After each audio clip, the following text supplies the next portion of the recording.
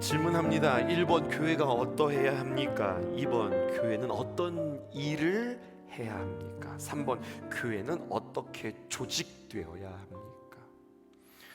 우리는 함께 교회를 이루고 교회에 다니면서 교회 생활을 하면서 교회가 어떠해야 하는지, 교회가 무슨 일을 해야 하는지, 교회는 어떻게 조직이 되어야 하는지, 여러분 이 모든 것들을 어디에서 정의해야 할까요? 이것을 우리는 성경에서 정의해야 할 것입니다.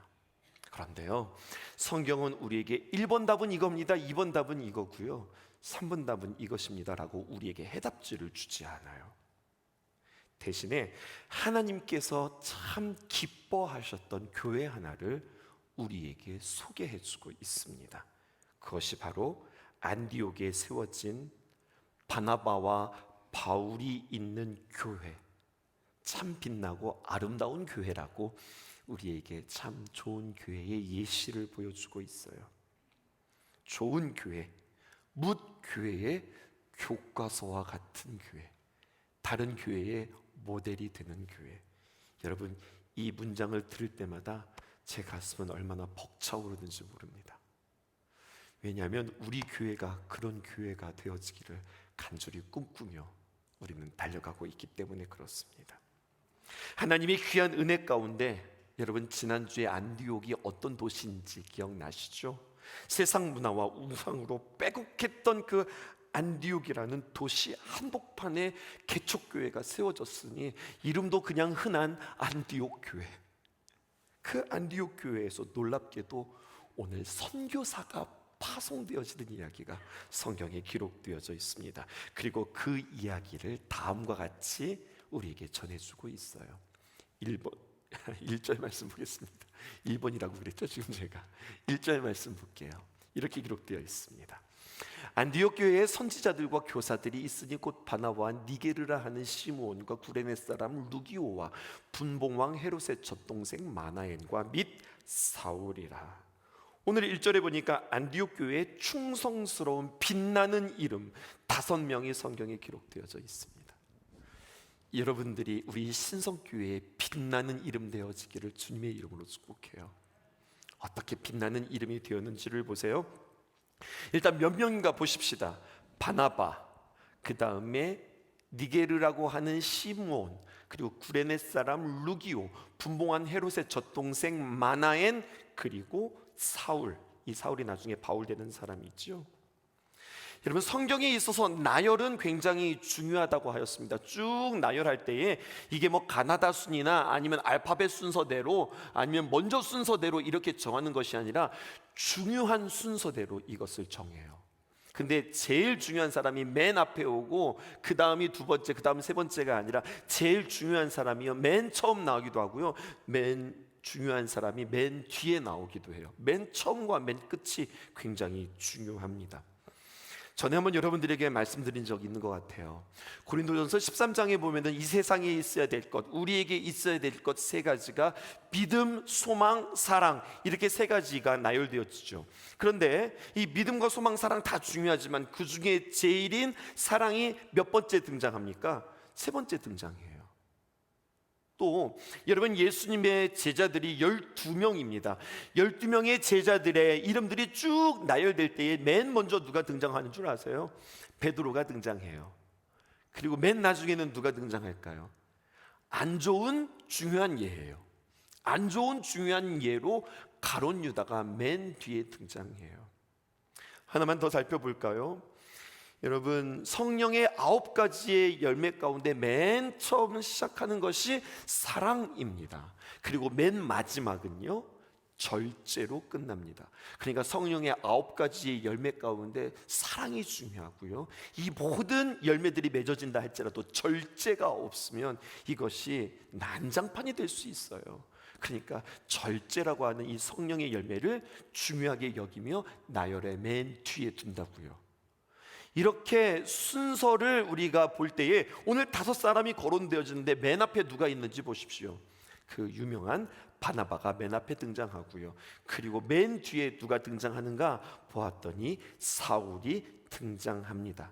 그러므로 우리는 알 수 있어요. 안디옥 교회는 어떤 교회예요? 바나바와 바울이 함께 충성하고 헌신함으로 말미암아 안디옥 교회를 이렇게 싸고 있는 듯한 그런 모습으로 우리는 보게 되었습니다. 앞에서 바울이 끌고요, 그리고 뒤에서 바나바가 밀어주는 그러한 교회지요. 속회로 비유하자면 이런 거예요. 속회에 보면 임사님들이 계시고 속장님들이 계시죠. 바나바와 바울과 같은 역할이에요. 속회에서 임사자처럼 아버지와 같은 역할로 하나님의 말씀을 전하는 사람들은 사울이고요, 속회에서 속장처럼 어머니와 같이 여러 사람들을 챙기고 나오세요 데리러 가고 차로 태워가고 이렇게 하는 사람들, 이 사람들은 속장님 바나바와 같은 존재입니다. 이들이 속회를 아름답고 튼튼하고 건강하게 만들어가는 거죠. 그리고 이들 안에서 시몬, 그리고 루기오, 그리고 마나엔과 같은 사람들이 함께 모여서 팀워크를 이루어서 주 안에서 아름다운 교회들을 이루어갑니다. 바나바 외에 몇 사람들 함께 살펴볼까요? 먼저 니게르라고 하는 시몬입니다. 여러분, 니게르라 하면 여러분들 알다시피 니게르라고 하는 말에 이 사람이 어떤 사람인지를 알 수 있어요. 그의 피부색이 검은 흑인이었습니다. 시몬이라고 하는 이름은요, 히브리식 이름이었어요. 그러니까 니게르 시몬 하면 그는 흑인이면서 그리고 유대인이었던 사람임을 우리가 알 수 있어요. 또한 구레네 사람 루기오가 등장합니다. 구레네, 우리한테 좀 익숙하죠? 누구로 익숙해요? 구레네 시몬으로 익숙하죠. 예수님과 함께 십자가를 졌던 사람 말이에요. 이 구레네라고 하는 지역을 찾아보니까 아프리카의 북반구에 위치해 있습니다. 또 루기오는요, 루카스라고 하는 라틴식 이름이에요. 이것을 통하여서 그는 로마 문화의 배경을 가진 로마의 문화와 그리고 언어와 생활 방식에 익숙했던 사람이 바로 루기오입니다. 좀 특이한 사람 한 사람이 등장하죠. 그것은 바로 분봉왕 헤롯의 젖동생 마나엔이 안디옥 교회의 일원이었어요. 성경은 우리에게 소개합니다. 이 마나엔은 헤롯과 함께, 분봉왕 헤롯과 함께 유아기를 보낸 헤롯과 혈육이 가까운, 그렇기 때문에 당시의 최고의 귀족층, 최고의 권력층 가운데 있었던 마나엔이 놀랍게도 안디옥 교회의 교인으로 있는 형국이에요. 그러면 뒤에 누가 등장합니까? 사울이 등장합니다. 길리기아 5사람으로 율법에 대해서 잘 알고 아는 것뿐만 아니라 율법에 대해서 잘 훈련된 사람, 그렇기 때문에 유대인들을 잘 이해하고 유대인들에게 율법을 잘 가르칠 수 있는 사람이 바로 사울이에요. 그러므로 안디옥 교회는 이렇게 다채로운 사람들이 다양한 계층의 다양한 배경과 각기 다른 모습으로 모인 공동체 안디옥 교회였단 말이죠. 교회라는 이름으로 그냥 공존하고 그냥 모인 것이 아니라 출신, 학력, 소유, 그리고 권력과 상관없이 화평케 하시는 예수 그리스도 안에서 함께 바라보고 같은 믿음, 같은 소망 가운데 사랑으로 함께 주의 몸된 교회를 이루어가는 겁니다. 좋은 말은 지금 다 갖다 붙인 거죠. 여러분, 참 말이 근사하지 않아요? 함께 바라보고 같은 믿음, 같은 소망 가운데 한 사랑 가지고 주님의 귀한 몸된 교회를 이루어가다. 이 참 근사한 말이 안디옥 교회에서 어떻게 구체적으로 이 일들이 이루어졌는지를 우리는 면밀히 살펴보고 우리도 근사한 교회 되어지기를 소망하는 귀한 시간 되어지기를 원해요. 중요한 것은 이런 교회가 그냥 되지는 않는다는 거예요. 일단 음부의 권세 사탄이 교회를 그냥 내버려 두지 않습니다. 반드시 하나님께서 기뻐하시는 교회는 마귀가 틈탑니다. 그러나 여러분 기억하세요. 이러한 방해 가운데 주님은 주님의 몸된 교회를 주님의 손으로 지키십니다. 교회가 건재합니다. 사탄이 방해하면 방해할수록 우리는 주님의 귀한 보호 아래 우리는 치열하게 싸우면서 승리함으로 우리는 더욱더 강화되어질 것입니다. 앞에서도 이야기했지만 이런 교회는요, 저절로 되어지지 않아요. 누군가의 헌신, 누군가의 자신을 비워놓고 누군가가 자기 자신을 십자가에 못 박을 때에, 그리고 용납할 때에, 인내할 때에, 나보다 남을 높여줄 때에, 희생할 때에 가능한 겁니다. 그리고 성경은 이야기해요. 이런 일의 중심에 바나바가 있었다는 이야기입니다. 주께서 손을 더하셔서 사람들이 모이기까지 함께 같은 믿음, 같은 소망으로, 함께 한 사랑으로 한 교회를 이루어기까지, 여러분, 바나바는요 자기보다 훨씬 모든 면에서 월등하다고 바울을 그렇게 바라보았고요, 바울을 세웠고요. 길리기아 5사람을, 그 바울을 세워서 자신은 감추고 그의 그림자가 되기로 마음 먹은 사람입니다. 쉽지 않아요. 바울이 없었을 때, 지금 사울과 바울을 이런 지금 번갈아 가면서 막 섞어서 여러분들에게 이야기하고 있는데, 사울이 없었을 때에 바나바가 이 안디옥 교회에서, 예루살렘 교회에서 중심에 있었던 사람이었습니다. 그런데 여러분, 바울이라고 하는 사람이 등장하자마자 자신의 모습들이 왠지 점점점 소외되어질 수 있는 상황이 기분 나쁠 수 있거든요. 근데 그는 전혀 기분 나쁘지 않았어요. 오직 한 가지, 복음만 전해질 수 있다면, 복음이 뭇 영혼들에게 닿을 수만 있다면 나는 없어져도 좋다, 나는 사라져도 좋다, 이런 마음이 그에게 있었던 거죠. 이 아름다운 역사에, 매우 경건한 훈련 중에 있었던 이 안디옥에 반복되어지는 표현 하나가 있으니 우리는 그 단어에 주목할 것입니다. 어떤 단어가 반복되어지는지 찾아보세요. 제가 읽어드리겠습니다. 주를 섬겨 금식할 때에 성령이 이르시되 내가 불러시키는 일을 위하여 바나바와 사울을 따로 세우라 하시니 이에 금식하며 기도하고 두 사람에게 안수하여 보내니라. 찾으셨습니까? 무슨 단어가 반복됐죠? 맞습니다. 금식입니다. 근데 좀 특이한 표현이 있어요. 2절 보여주실까요? 주를 섬겨 금식했다, 이렇게 표현했어요. 주님을 섬겼다, 예수님을 섬겼다는 이야기인데, 여러분, 예수님은 부활하시고 승천하셔서 지금 이 안디옥 교회 교인들과 함께 있지 않습니다. 근데 오늘 성경을 보니까 뭐라고 이야기하고 있냐면 주를 섬겨 금식했다, 이렇게 표현하고 있어요. 그들 가운데 우리 주님께서 계시지 않는데 어떻게 주님을 섬기면서 그들이 금식할 수 있었을까요? 우리는 이 해답을 마가복음 산책을 통하여서, 이미 우리가 묵상했던 본문입니다.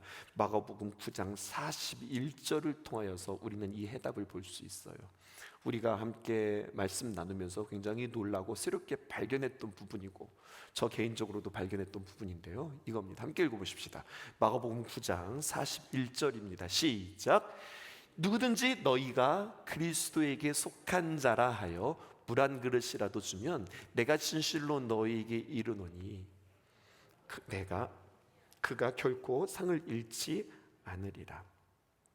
무심코 읽으면은요, 이게 이렇게 해석되어질 수 있어요. 그렇지, 우리가 그리스도께 속한 그리스도인들이지, 우리가 주님의 귀한 마음을 가지고 뭇 사람들에게 냉수 한 그릇이라도 대접하면 하나님께서 그것을 귀하게 여기시고 그에게 결코 상을 잃지 않게 하나님께서 우리에게 상 주신다, 이렇게 해석했단 말이에요. 근데 말씀을 자세히 보니 그리스도에게 속한 자를 다시 해석해야 돼요. 여러분, 현대인의 성경을 보면 이 말씀이 더욱더 선명하게 우리에게 다가옵니다. 어떻게 되어 있느냐, 이렇게 이야기합니다. 보실게요. 내가 분명히 말하지만 누구든지 너희를 그리스도에게 속한 사람으로 알고, 여기서 말하는 너희들이라고 하는 것은 예수님의 제자들을 말해요. 너희들이 그리스도에 속한 사람이구나 라고 사람들이 알고 주를 사랑하는 마음으로 주의 제자들에게까지 물 한 그릇이라도 대접하는 사람은 반드시 내가 그를 향하여서 상을 주리라, 그가 받은 상을 잃지 않으리라, 이렇게 이야기해 주시는 거예요.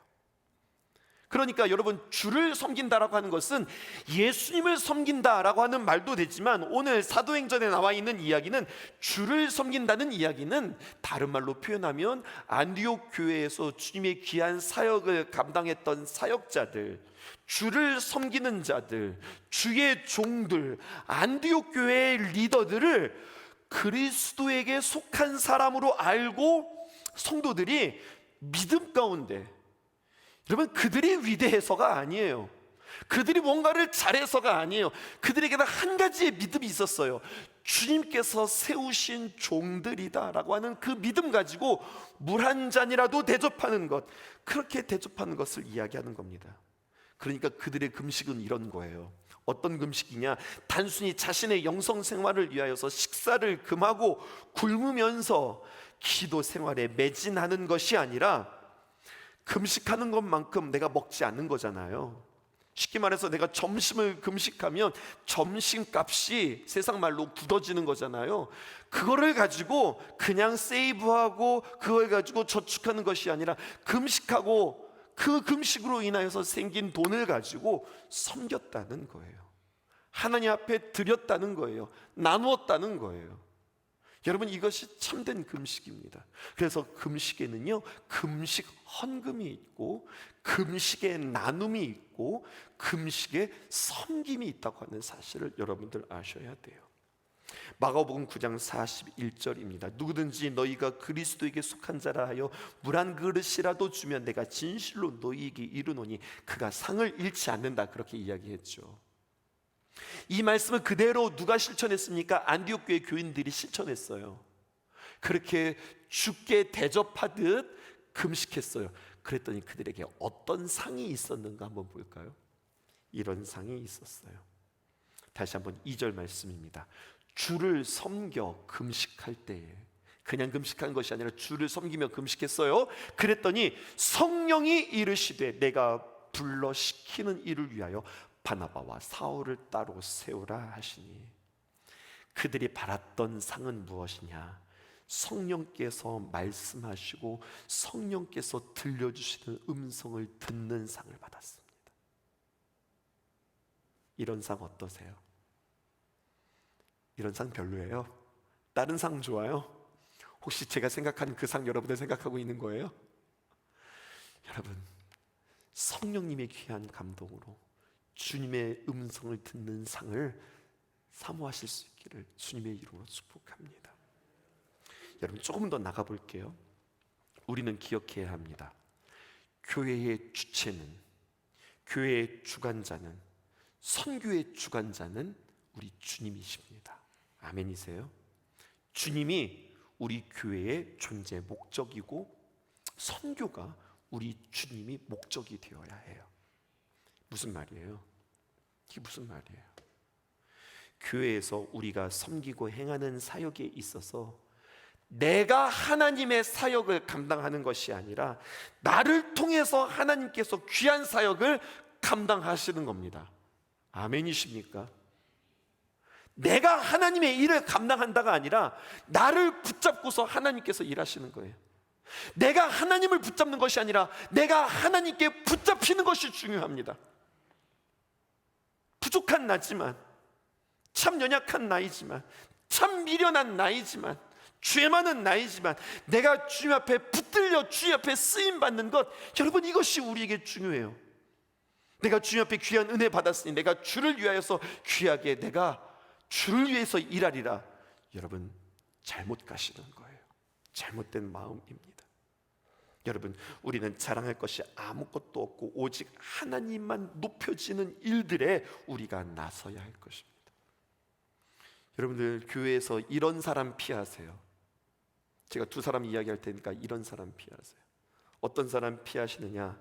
첫 번째, 그 사람과 함께 이야기를 하는데 자꾸 그 말의 주어가 나인 사람이 있어요. 내가 했잖아, 내가 그랬잖아, 나잖아, 나. 이야기의 중심이 나요. 이야기의 주어가 나인 사람이에요. 그런 사람은 교회의 덕이 되지 않습니다. 이야기의 중심은 내가 아니라 주님이 되어야 해요. 주님이 하셨어요. 주님이 도우셨죠. 주님께서 행하신 겁니다. 주님께서 채워주신 겁니다. 주님께서 이끌어 주셨습니다. 그 사람이 주님 안에 있는 사람이에요. 그런 사람 피하려고 하지 말고 혹시 그런 사람이 내가 아닌가도 점검해 보세요. 모든 말을 하면 결국에는 이야기를 가만히 보면 결국 내 얘기야.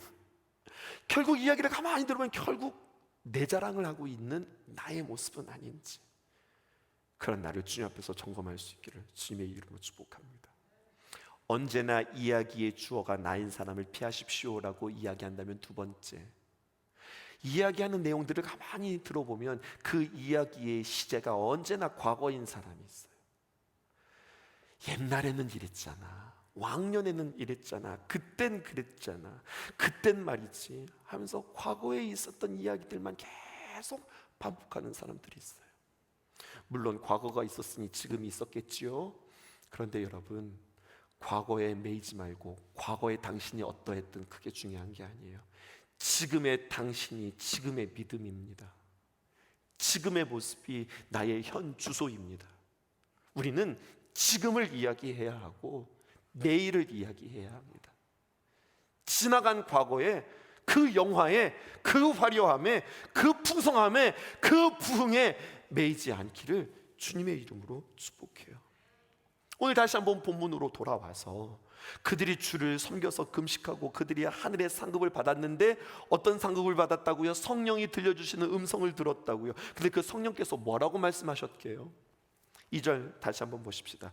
주를 섬겨 금식할 때에 성령이 이르시되 내가 불러 시키는 일을 위하여 바나바와 사울을 따로 세우라, 이렇게 말씀하세요. 바나바와 사울을 따로 세우라는 것은요, 이들을 같이 붙여놓지 말고 바울 따로 사울 따로 이렇게 갈라놓아라, 이런 뜻이 아니에요. 그들에게 금식을 하자 성령의 음성이 뚜렷이 들려지는데, 그것은 바로 안디옥 교회의 중심이었고 리더였던 바나바와 사울을 따로 세우라, 이것은요 각각 세우라고 하는 이야기가 아니라 이들을 안디옥 교회에서 내보내라는 이야기예요. 아니, 이들이 누군데요? 안디옥 교회가 이 성령의 음성을 듣습니다. 그리고 이 말씀을 받습니다. 여러분, 그리고 그들이 금식합니다. 3절 보십시다. 이에 금식하며 기도하고 두 사람에게 안수하여 보내니라. 여러분, 금식해요. 이들이 또 금식했어요. 왜 금식할까요? 여기에 금식의 굉장히 중요한 원리와 여기에 금식의 굉장히 중요한 가치를 담고 있어요. 여러분, 이렇게 금식할 때 능력이 나타나는 겁니다. 잘 들어보세요. 당시에 유대인들과 바리새인들은요, 일주일에 2번씩 금식을 했어요. 요일이 있었습니다. 그날은 바로 월요일과 목요일이었습니다. 그리고 그들에게서의 금식은요 생활화되었어요. 그리고 생활화가 된 이 금식은 어느새 그들에게 형식이 되어버리고 말았어요. 금식은 자신의 과시하는 데 사용되어지는 도구가 아니라 자신을 부인하는 데 사용되어져야 해요. 여러분, 디스플레이라고 하는 말 아세요? 전시하다라고 하는 이야기잖아요. 금식은 자기 과시, 셀프 디스플레이가 아니라 금식은 자기 부인, 셀프 디나이입니다. 어떤 목사의 명함에 40일 금식 기도 3회 이렇게 쓰여 있는 것은 제가 볼 땐 가짜입니다. 금식은 그렇게 하는 게 아니에요. 당신이 40일 금식 기도를 한 번 했든 2번을 했든 3번을 했든 그것을 명함에게 쓰는 순간, 명함에 그 이름을 박는 순간 하나님 앞에서의 경건은 과시가 되어버리고 만 거예요. 금식이 과시가 되면 뭐가 되는 줄 아세요? 외식이 되는 겁니다. 금식은 여러분 잘 생각하세요. 내가 먹는 것을 멈추고 내가 굶어가면서 내가 간절히 하나님 앞에 기도하며 나의 뜻을 하나님께 관철시키는 것이 금식이 아닙니다. 여러분, 그것은 하나님 앞에서 내가 벌기대회 하는 겁니다. 금식은 그렇게 하는 게 아닙니다. 내 뜻을 죽이기 위해서 힘 빼는 게 금식입니다. 밥 안 먹으면 여러분 금식하면 힘이 생겨요? 힘이 안 생겨요? 힘이 안 생기는 거예요. 힘 빼는 거예요. 내 힘 빼고 하나님의 능력이 내 안에 들어오기를 간절히 소원하며, 이제껏 내 마음대로, 내 뜻대로, 내 고집대로, 내 계획대로 살았는데 하나님, 내가 힘 뺄게요. 나를 십자가에 못 박습니다. 내 자아를 십자가에 못 박습니다. 그리고 주님, 나는 죽고 내 안에서 주님께서 살아계시기를 원합니다. 이것이 여러분들 금식입니다. 주를 섬기면서 금식했어요. 그랬더니 주님께서 그들에게 주시는 상급이 무엇이냐? 성령이 그들에게 음성을 주시는데 뭐라고 이야기하냐? 그들이 그토록 중요하게 여기고 그토록 사랑했던 바나바와 여러분 사울을 내놓으라는 거예요. 그리고 그들을 다른 곳에 보내라는 거예요. 여러분, 이게 쉬운 일이 아니잖아요. 얼마나 당황스럽고 대안이 없습니다. 우리 안디옥 교회에 바나바와 사울이 빠진다? 여러분, 바나바와 사울이 안디옥 교회에서 차지한 위치와 역할은 참으로 대단하고 참으로 컸습니다. 맨 앞에서 진두지휘하는 바울, 뒤에서 챙기고 다독거리는 바나바는 이 둘이 환상의 콤비였습니다. 근데 이 둘을 제거하라고요? 여러분, 차 떼고 포 떼고 장기 두자는 이야기 똑같은 거예요. 그리고 이들 빼면 누구 남는 겁니까? 인간적인 생각으로 니게르, 시몬, 구레네 사람 루기오, 그리고 헤롯의 젖동생 마나엔으로 안디옥 교회를 꾸리기에는 여러분 너무나 턱없이 부족한 거예요. 계산이 서고 판단이 서는 겁니다. 그래서 그들은 어떻게 합니까? TF팀을 만들고 기획위원회를 만들고 회의를 한 것이 아니라, 성경을 보세요. 너무 감격스러운 말씀이 성경에 기록되어져 있어요. 방법이 없자 여러분들 3절에 이에 어떻게 성령의 음성이 들려지고 바나바와 그리고 바울을 보내라 라고 하는 이 말씀에 이에 금식하며 기도하고 두 사람에게 안수하고 보냈다. 성경은 우리에게 이렇게 이야기합니다. 여러분 기억하세요. 안디옥 교회가 이 두 사람을 풀어주고 내놓을 수 있었던 그 능력은 그들이 이해가 되고 깨달아져서가 아니라 금식하고 기도했기에, 자신들을 부인하고 자신들을 십자가에 못 박았기에, 제자의 삶을 살았기에 이들을 보낼 수 있었던 거예요. 이 아름다운 이야기를 우리에게 한번 적용해 보십시다. 우리도 누군가를 섬기고 누군가를 도울 때에 그냥 그 사람에게 줘도 무방하고 나에게 있어봤자 뭐 크게 의미 없고, 또 난 너무 많아, 그것이 너무 많아서 그래서 내가 줘도 별로 상관없고 내가 쓰고 남아서 그렇게 주는 것, 여러분 그것은 섬김이 아닙니다. 그러면서 거기다가 생색까지 내요. 그것은 아름다운 섬김이 아닙니다. 개인의 삶에서 있어서도 그렇고요, 교회에 있어서도 그렇고요, 가장 소중하고 가장 가치 있는 것, 나에게 가장 힘이 되는 것, 나한테 중요한 것을 내어주는 것이, 그게 섬김입니다. 그것이 나눔입니다. 생색내는 식으로 우리가 작년에는 20교회 지원했는데요, 올해는 우리가 50교회 지원합니다. 여러분, 이게 중요한 게 아니에요. 겉만 화려하고 표시내는 데만 집중하는 것이 아니라, 바나바와 사울이 내어드렸던 그 안디옥 교회처럼 가장 값진 것을 내어드리는 것.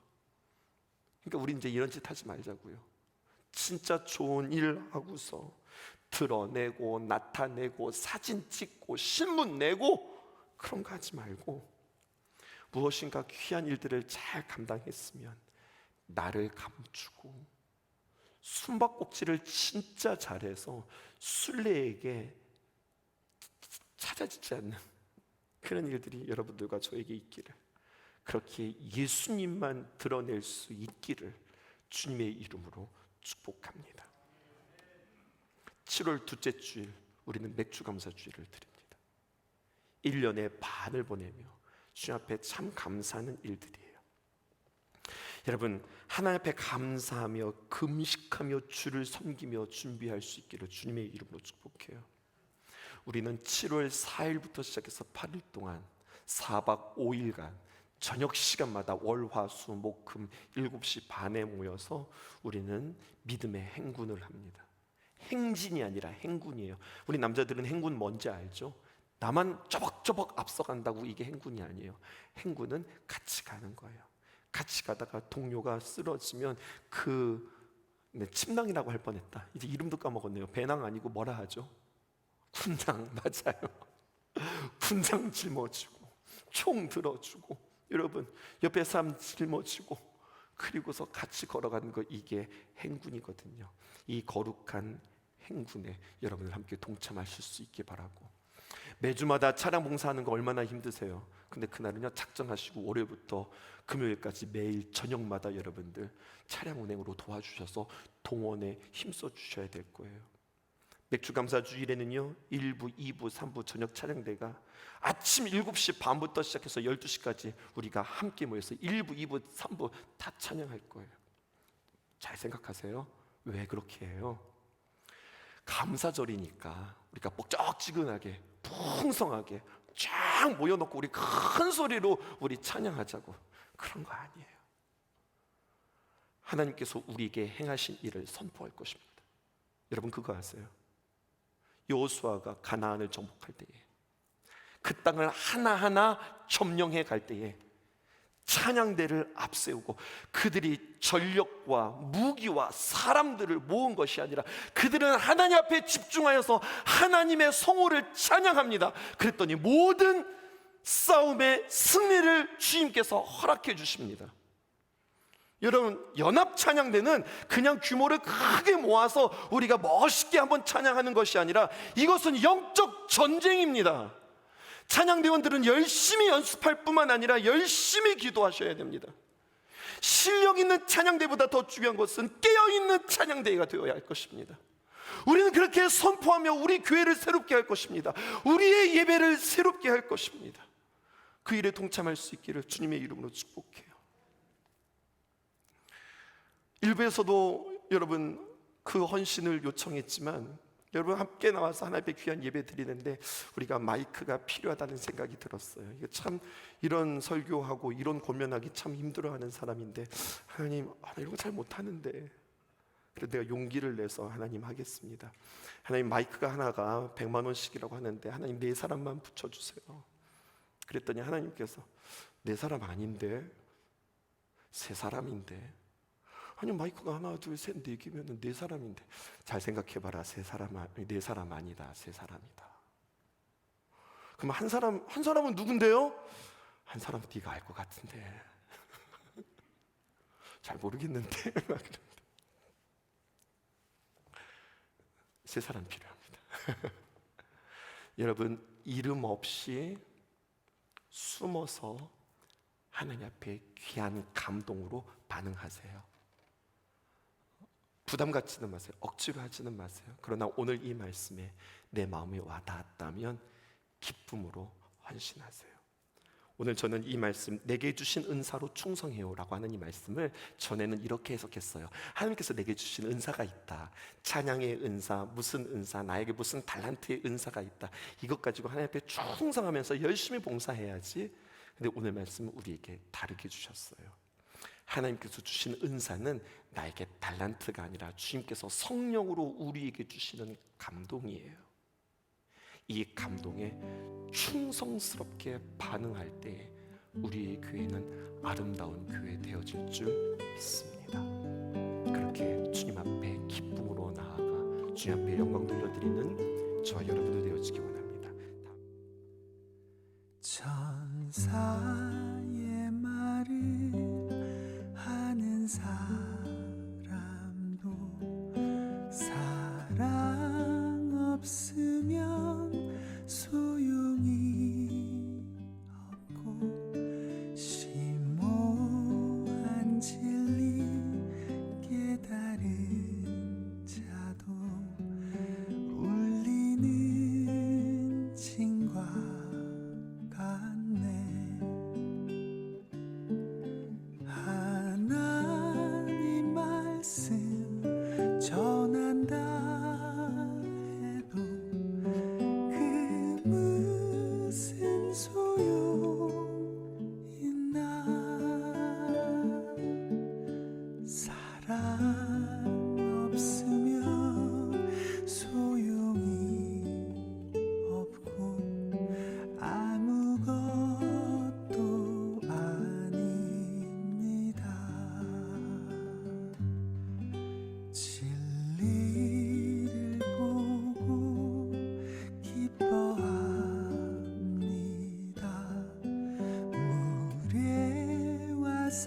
지